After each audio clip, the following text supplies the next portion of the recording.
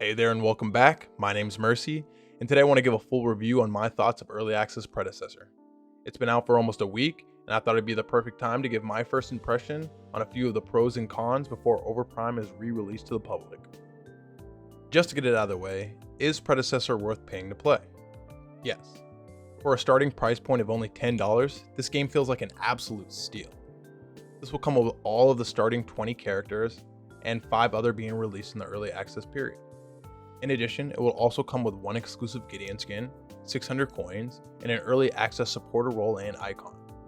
I've personally purchased the $40 bundle, and I have to say, it's well worth the extra money being able to saw some people in style with 6 exclusive skins and an additional 9,400 coins for later purchases. My initial thoughts upon loading into the game was how smooth, fluid, and responsive the gameplay felt to my commands. Not to mention all the settings were set to epic by default, which didn't affect the performance at all. I even decided to lower the quality to the lowest settings to see if the game was still presentable, and I have to say, I wasn't disappointed. Predecessor does a fantastic job of making the game easy to learn but hard to master, which allows new players to easily pick up on the game and veteran players to enjoy the constant loop.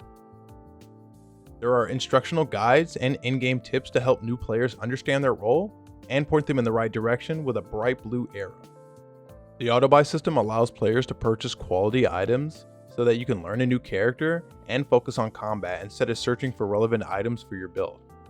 I really enjoy the fact that you're able to click on tier 3 items and it'll automatically add tier 1 and tier 2 items if you're able to afford it.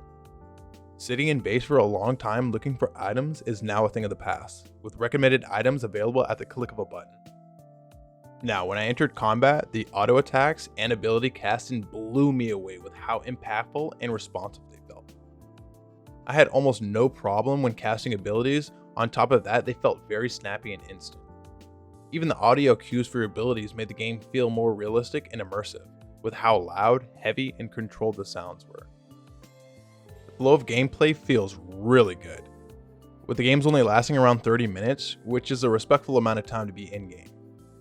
Even when the games drag out, they still only manage to last around 40 minutes. Death timers become more severe and punishing as the games progress, which makes dying in late game extremely bad for the rest of the team. Whoever gets a pick in late game gains the advantage and can push the core before the enemy team even responds. Something I noticed that no one else is talking about is how effective and painful the towers are in game.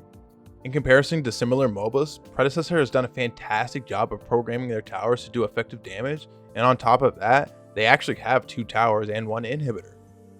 I've recently played a game where everyone on my team died except for the support, and she was successfully able to defend the core with the help of her T2 tower and core damage. If you're enjoying the video so far, please remember to crunch that subscribe button as we're trying to hit 50 subscribers. Thank you very much. Now, one of the first turnoffs I noticed when loading into the home screen was that it seemed a bit cartoony and less polished and developed than other versions. Character models and portraits just seemed underdeveloped and lacked clarity and detail, which makes them seem less appealing to the viewer.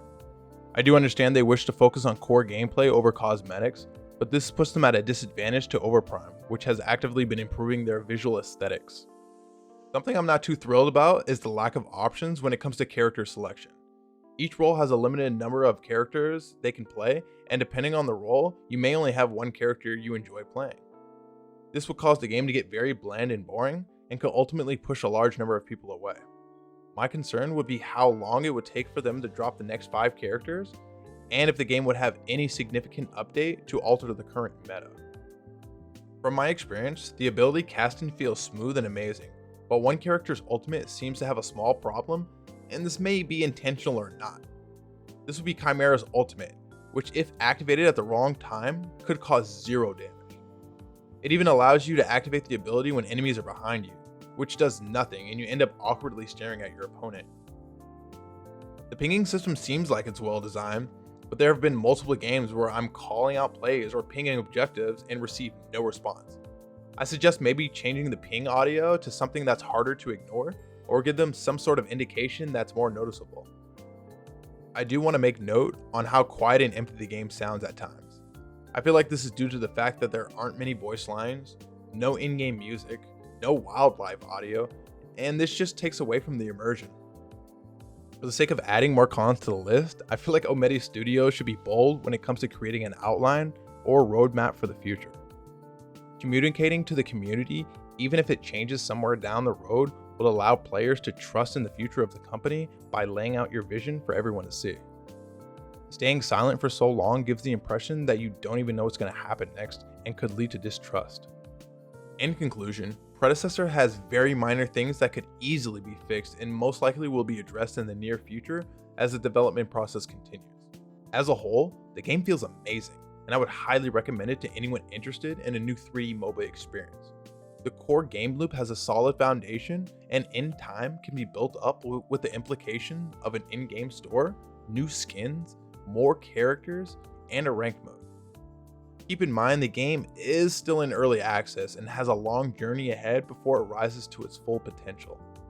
With that being said, if you enjoyed the video or you found value in this content, please crunch that like button, subscribe for more Predecessor content, happy holidays, and we'll be seeing you.